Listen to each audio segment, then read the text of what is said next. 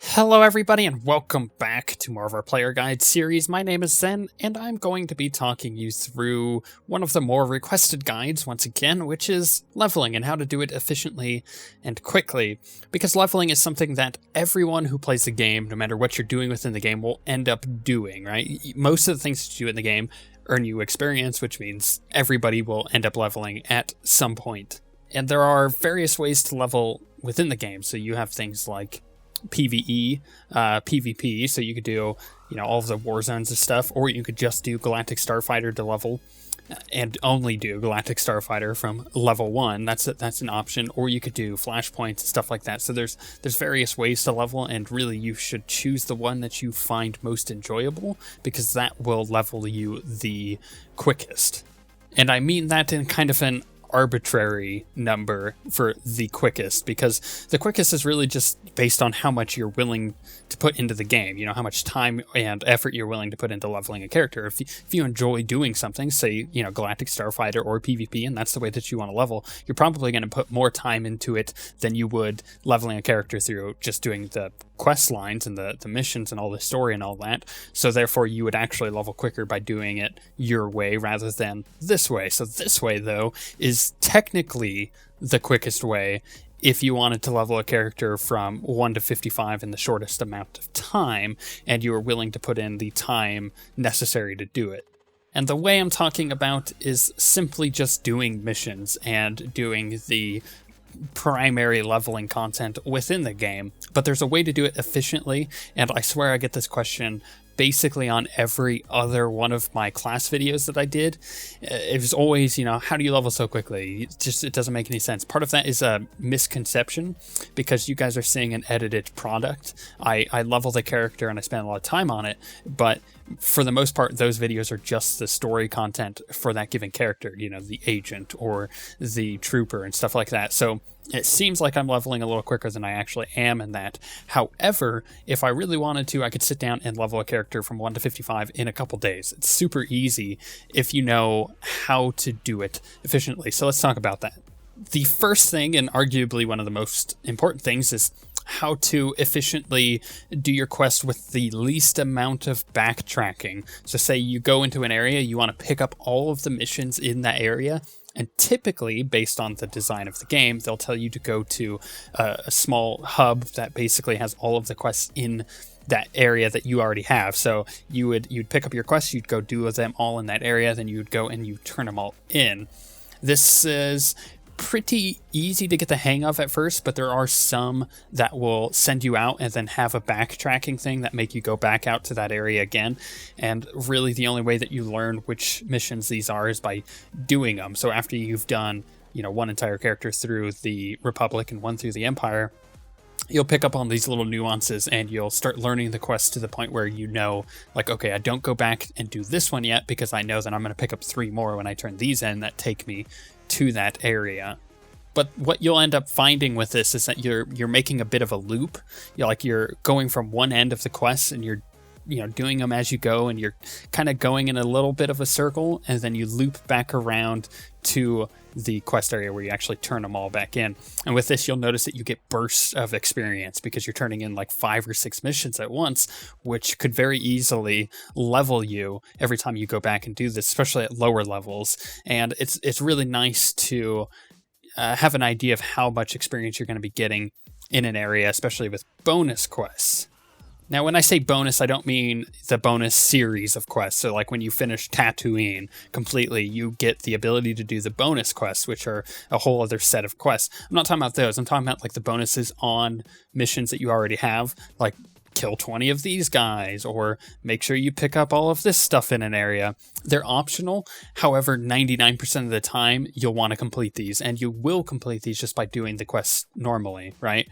So keep an eye out for what these bonuses actually are having you do, and this, again, comes in handy once you've already done the quest. You kind of know what the bonuses do, and you can plan it out a lot better, because some will have multiple stages to them, but this is a really good way of getting extra experience as you're going along doing what you already need to do.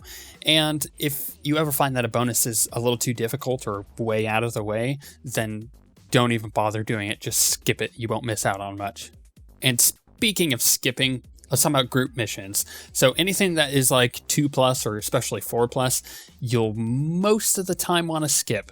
You can solo most 2+ stuff, especially if you're pretty good at the game and you have a geared character and companion. It's pretty easy to solo the 2+ stuff, and in which case, if you know you can do it quickly, then it would be a good idea to actually do it, especially, you know, at the starter planets. That stuff can get you pretty good rewards and experience. But if you ever have to get other people into your group, here's the problem with people is they can be slow and unreliable, and they can cause you to like constantly die over and over accidentally, which slows down your leveling, obviously. So that's why I tend to avoid most group quests.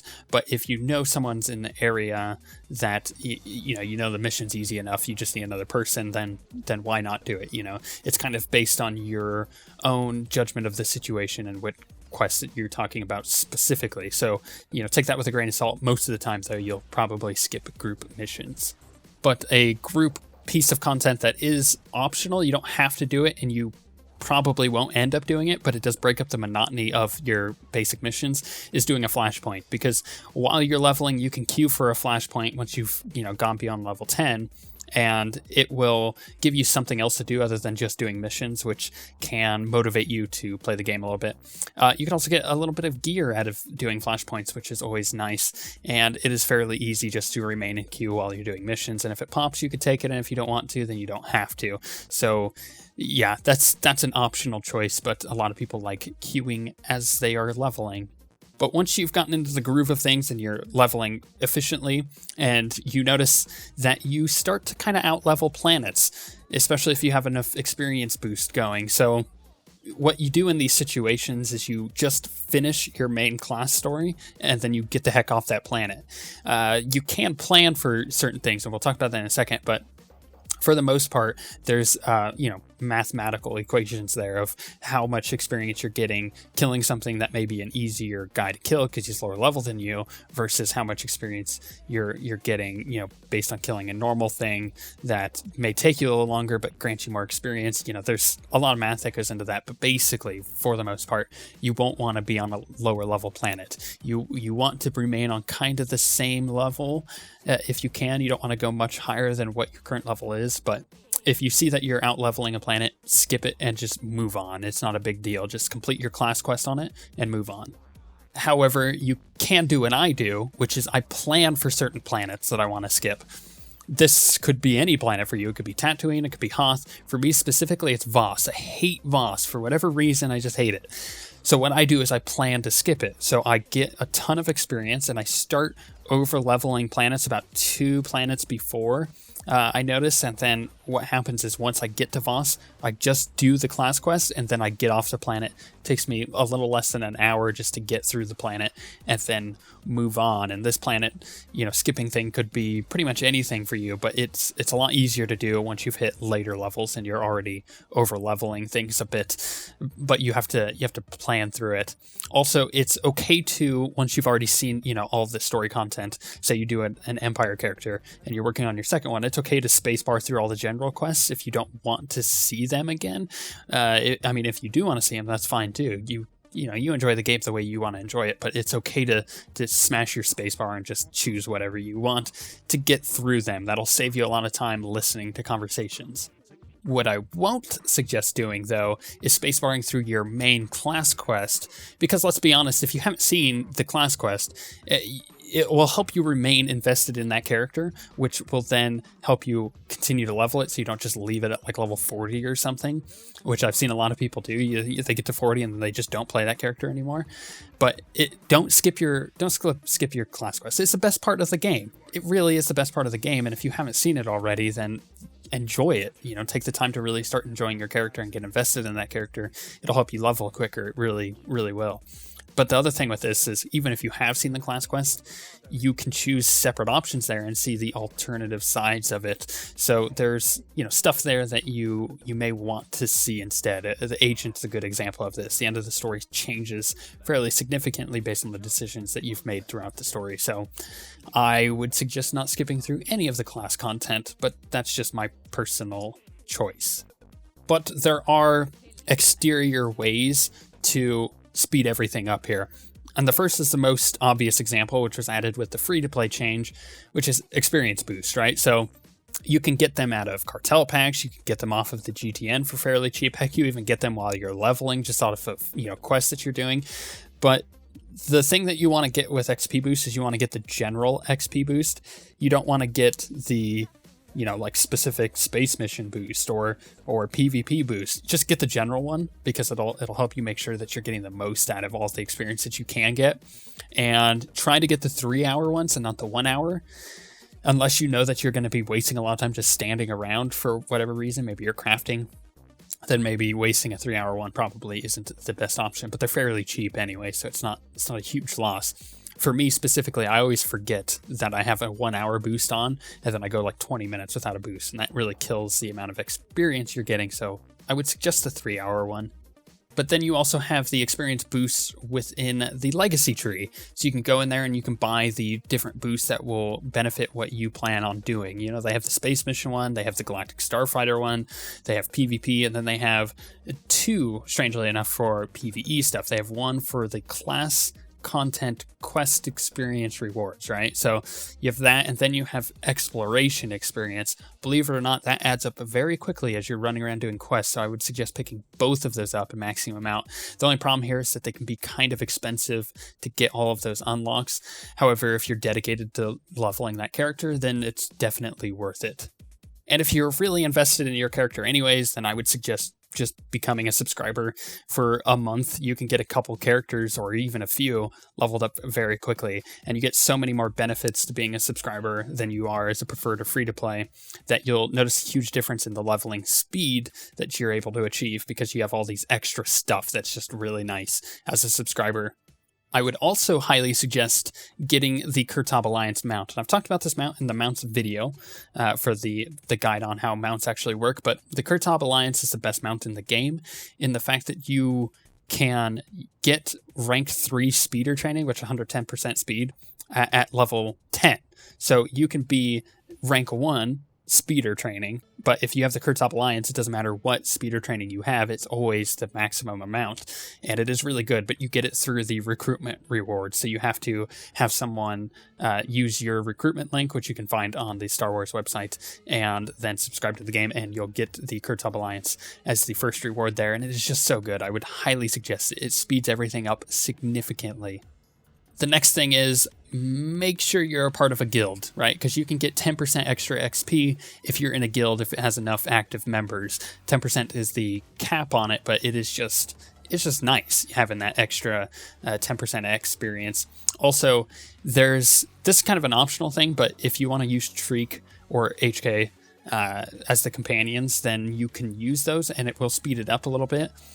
But if you want to stick with the base companions, then you'll probably end up saving a little bit of cartel coins or just standard credits.